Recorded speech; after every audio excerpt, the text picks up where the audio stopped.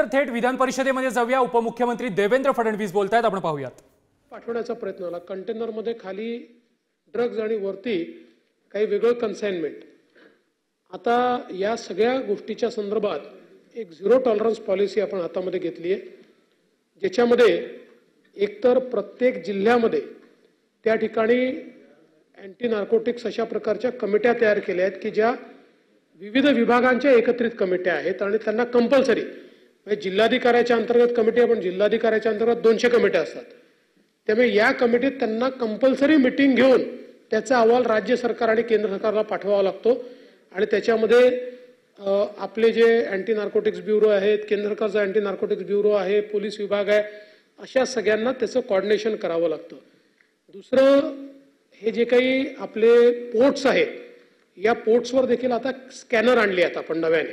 पूर्वी आपल्याकडे स्कॅनर्स नव्हते, आता स्कॅनर आले आहेत की ज्या स्कॅनरमधनं जर कंटेनर गेला तर त्यामध्ये कुठलाही अंमली पदार्थ असेल तर ते आपल्याला डिटेक्ट करता येतं.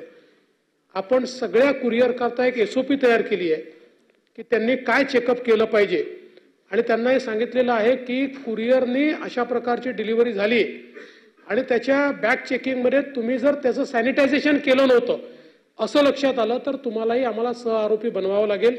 त्या हिशोबाने त्या सगळ्या कुरिअर्सला आपण SOP पाठवले आहेत आणि रँडमाइज पद्धतीनं आता जवळजवळ सगळ्या कुरिअर्सला भेटी आपण दिलेल्या आहेत.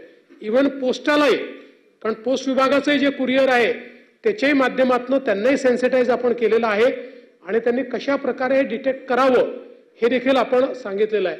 यासोबत टेक्नॉलॉजीचा उपयोग करून या ज्या नवीन मार्केट प्लेसेस तयार झालेल्या आहेत या कशा बस्ट करता येतील. सभागृहाची वेळ 10 मिनिटं वाढवते, बोला. हा देखील आपला प्रयत्न चाललेला आहे.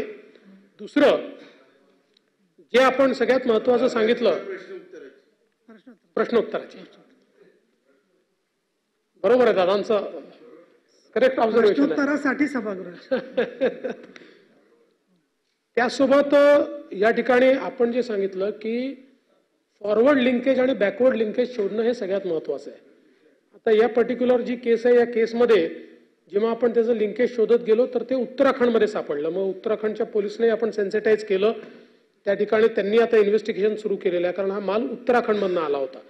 तर आता अशा प्रकारे सगळ्या पोलिसांचं एकमेकांशी हा संवाद देखील सुरू झालेला आहे आणि मोठ्या प्रमाणात ही कारवाई जी आपण सुरू केली आहे, म्हणजे आपल्याला केवळ जर मी सांगितलं तर आपण 2023 साली जी काही कारवाई आपण केली होती ती जवळपास आपण 407 मुंबईमध्ये, तर त्यावेळी जवळपास 400 कोटी रुपयाचा माल आपण पकडला होता. आता जवळपास 500 कोटी रुपयाचा माल हा पकडलाय. पण एकूण महाराष्ट्रामध्ये आपण जर बघितलं तर मागील वर्षाच्या तुलनेत, म्हणजे मागील वर्षी आपण एकूण सगळ्या मिळून ज्या कारवाया केल्या होत्या त्या 12,648 कारवाया केल्या होत्या आणि यामध्ये आपल्याला 897 कोटीचा माल मिळाला होता.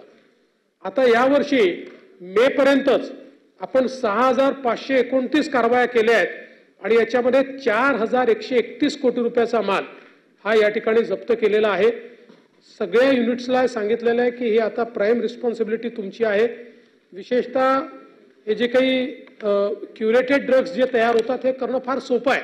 MD वगैरे म्हणजे जसं कढाईत गुळ आपण तयार करायचो तशा प्रकारे तयार होतात. त्यामुळे याच्या फॅक्टरीज या देखील तयार होऊ लागल्यात. त्या बस्ट करणं मोठ्या प्रमाणात चाललेलं आहे. आपल्याला माहिती आहे की मागच्या काळामध्ये आपण ज्यावेळी आपल्या पुणे जिल्ह्यातली एक फॅक्टरी ती शोधून काढली आणि त्याच्या फॉरवर्ड लिंकेजमध्ये गेलो, लगेच आपण दिल्लीला कारवाई केली. तिथल्या कारवाईचा फायदा असा झाला की त्यातनं इंटरनॅशनल रॅकेट बाहेर निघालं आणि आपल्या देशातनं परदेशामध्ये हे बनवून जे आपल्याकडनं फूड एक्सपोर्ट होतो वेगवेगळ्या प्रकारचा, त्याच्या डब्यांमध्ये अर्धा फूड आणि अर्धे ड्रग्स असं एक्सपोर्ट होत होतं. कित्येक खेपा गेला होत्या. तर त्या देखील आता आपण शोधून काढलेल्या आहेत. त्यामुळे या संदर्भात मोठ्या प्रमाणात कारवाई ही आता पोलीस करतायत. एक गोष्ट आपण अजून सांगितली आहे की पोलिसांचा सहभाग जर याच्यात असेल तर आता अशा सहभागाकरता त्यांना सस्पेंड नाही केलं जाणार, त्यांना बडतर्फ केलं जाईल. 6 पोलिसांना आपण यापूर्वी बडतर्फ केलेलं आहे. ठीक आहे, मला असं वाटतं पुढे जाऊया. जयंत पाटील यांचा चौथा प्रश्न आहे पण ते सभागृहात नाही आहेत, पण तो स्पेसिफिक आहे. अमोल मिटकरी, अंक 5, 22,945. अतुल सावेजी. छापल्याप्रमाणे सन्मान्य मंत्री महोदय, माझा एकच प्रश्न या प्रश्नाच्या निमित्तानं आहे की आपल्या डिपार्टमेंट कडून जे उत्तर चुकीच्या पद्धतीने दिले गेलेली आहेत त्या उत्तर देणाऱ्या अधिकाऱ्यांवर आपण कारवाई करणार आहात का? सभापती महोदय, मला सांगितलं नाही. माननीय सदस्य अमोल मिटकरी साहेबांनी एक तांडावस्तीच्या कामाच्या बद्दल उल्लेख केलेला आहे.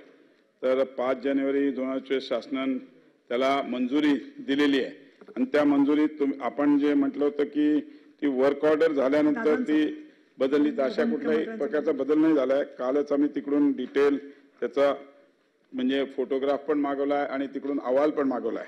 पण तरीही तुम्ही म्हणाल तर एक फिजिकल आपण स्वतः व्हेरिफिकेशन